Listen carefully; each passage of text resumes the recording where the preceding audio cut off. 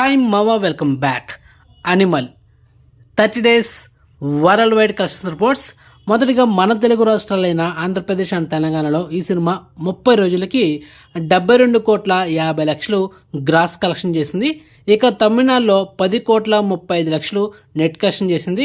ఇక కర్ణాటకలో 36,70,00,000 net collection చేసింది. ఇక కేరళలో 4,90,00,000. ఇక rest of India 524,10,00,000 gross collection చేసింది.